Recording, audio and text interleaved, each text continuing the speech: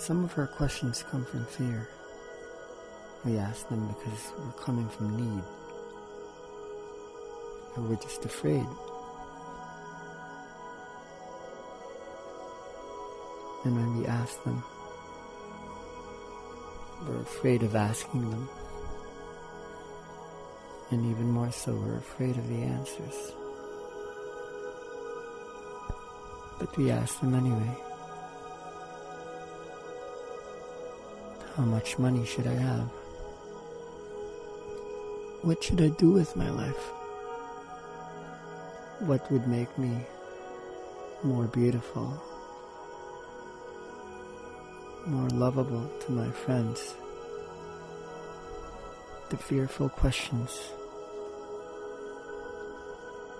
control us, and they seek to control others.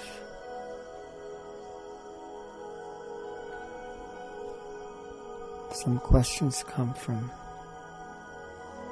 love and life. Those are the questions that change us. We ask them the moment we're willing to really look at ourselves. To really look at ourselves. Who we are, what we are, and what our reason is for being here on this planet. These are the questions that come from our essence, the essence of the universe, our essence.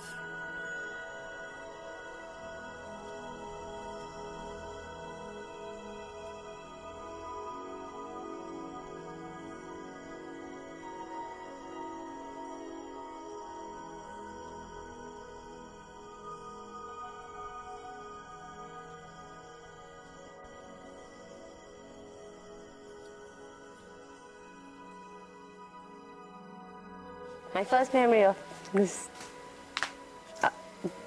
as in this body, was when I was 3 years old. And I had a very energetic connection to a beautiful crystal rock in my backyard. It's a big rock. It was a big rock.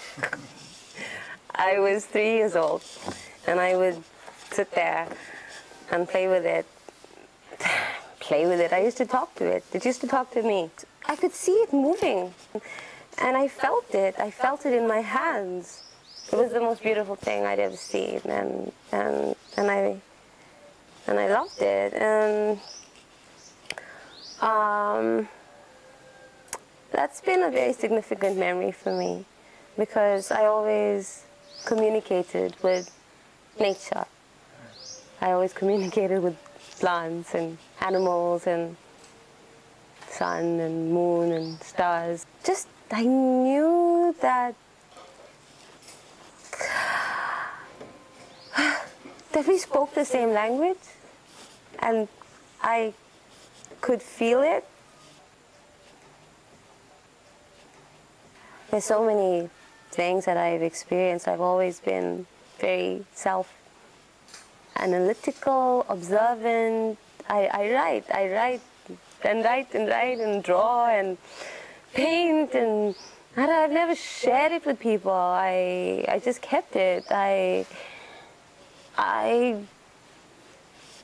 was afraid to, I think, because it felt like, oh my God, if you see that, you're going to see inside me. I'm not sure I can look inside me yet, but show you what it looks like inside me. Oh my God, that's scary. And so I kind of stopped, actually.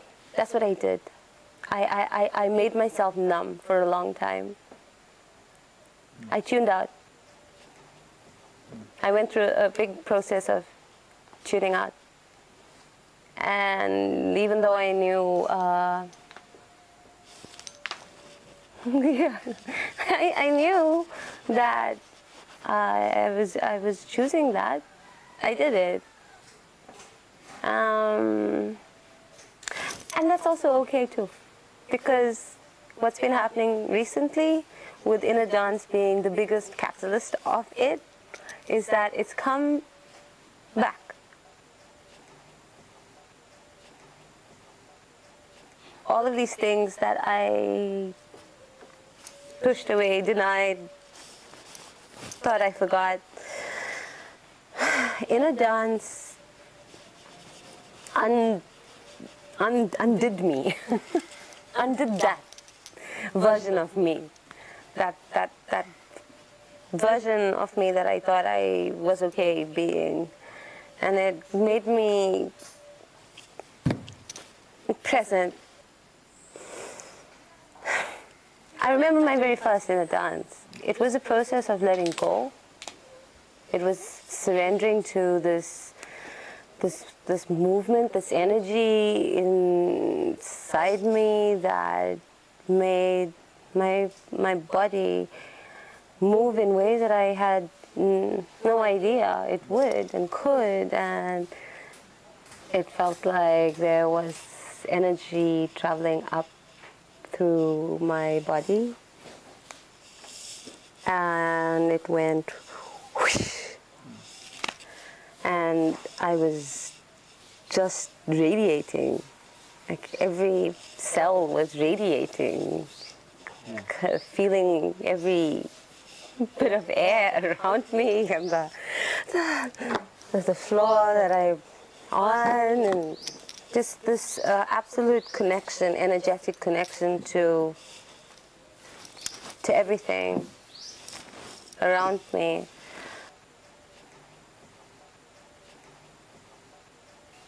It feels good.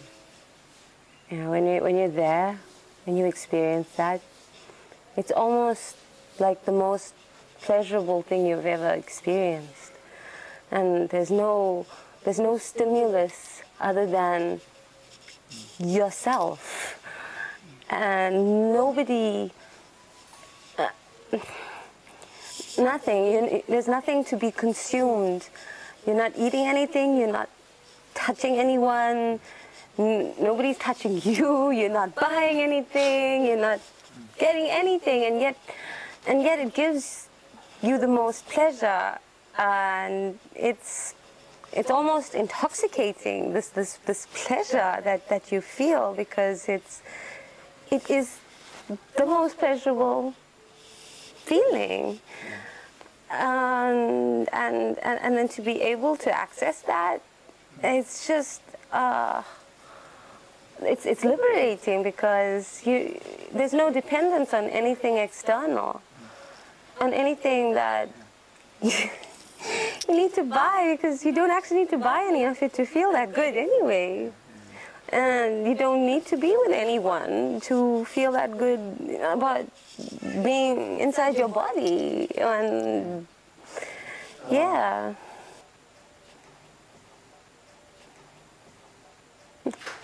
Every day I would open my classroom and felt like walking into love. And they'd walk in, and it would just, it's bigger and bigger and bigger, and at the end of the day I'd open the door, and like all of this would just spill out, and I've never seen happier children, happier parents, just everyone so utterly loved each other. It was incredible. When they spoke, I knew I was listening to the stars. Everyone who walked into our room walked into love. They would open the door and be enveloped in that. So it wasn't even in our classroom. Everywhere we went, it was like everywhere we walked, they'd be like and I took them. So I took them. Everywhere they wanted to go, I took them. They wanted to go around the school giving out posters, so I said, yes, let's go. Wherever you want to go, let's go. And essentially, their posters said one thing.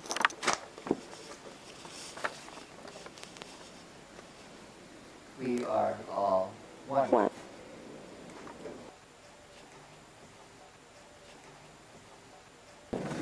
It came from It came from something that was actually planned as an assessment. They had to demonstrate their understanding of growth. And they took 3 days. They had these big sheets of paper, and they wrote, and it was ridiculous because it's like one day, we scheduled one day, and at the end of the day, they were like, we didn't finish, can we have more time? I'm like, yeah, sure. This was the first time I had kids asking me to give them extra time to do an assessment. Like, an assessment? And they knew that it was an assessment. And it was really like them. I said to them, this is just this piece of paper is for you to show what you understand about growth. And they made these huge mind maps, and then they started to draw arrows to show which things were connected. And, well, it kind of looked something like that. But this was just what we did on the computer. The ones that they did were just amazing. It was just incredible. Because they would draw these arrows and write how old are these kids? 6 and 7.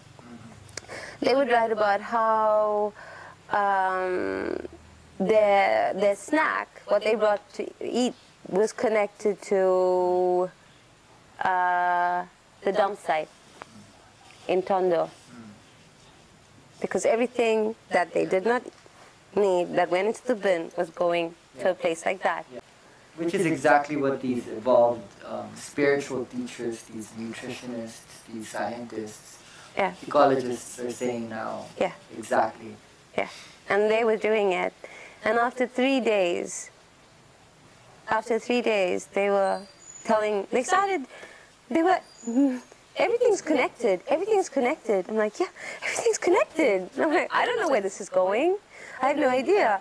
And then somebody said it. Everything's connected. We are all one. And I heard them say it. And then somebody else said it.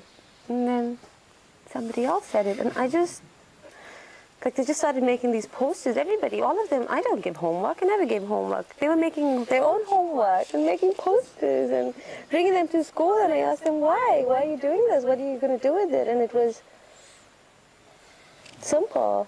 It was, we have to tell as many people. We have to spread this message. And they went around the school. They went into the superintendent's office. They went into high school classrooms. They went into... So it is everywhere? Everywhere. These posters were everywhere. It was everywhere. They were everywhere. One kid would make more than one poster. Oh yeah, they were just churning them out.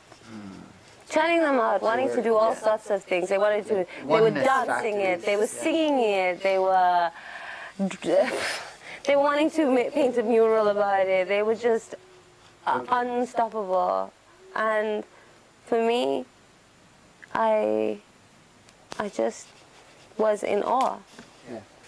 Because it reminded me of me.